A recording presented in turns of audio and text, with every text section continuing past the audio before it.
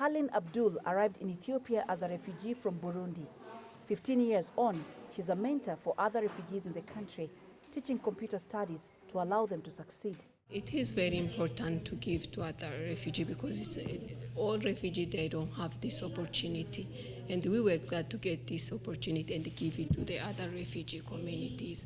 And most of them, some of them, they need to learn, but they don't get it. They don't get the information and get the opportunity to have the same thing which they are getting, other children are getting in.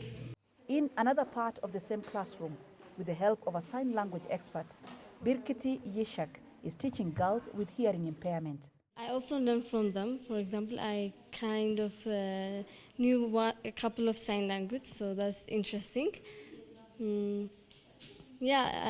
I think it's really important to uplift others.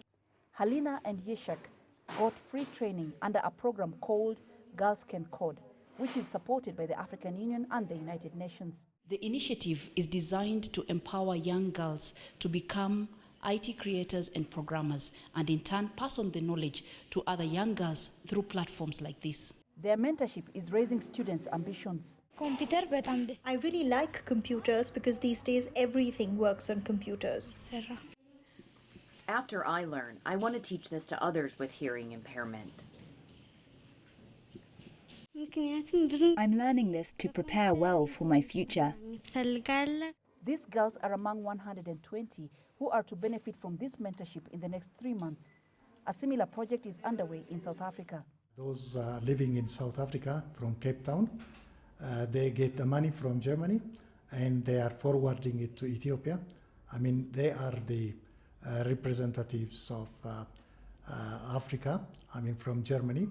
Experts say in Ethiopia, as is the case in many African countries, vulnerable girls like this miss opportunities in life because they cannot afford to pay for such studies.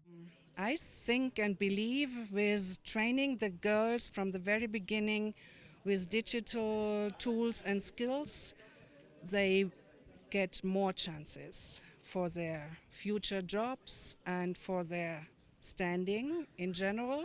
Hilan and Birkiti say they would love to mentor more girls, even beyond the capital, Addis Ababa. But this is heavily reliant on donor funding, which the program coordinators are concerned is reducing. Coletta Onjohi, SABC News, Addis Ababa, Ethiopia.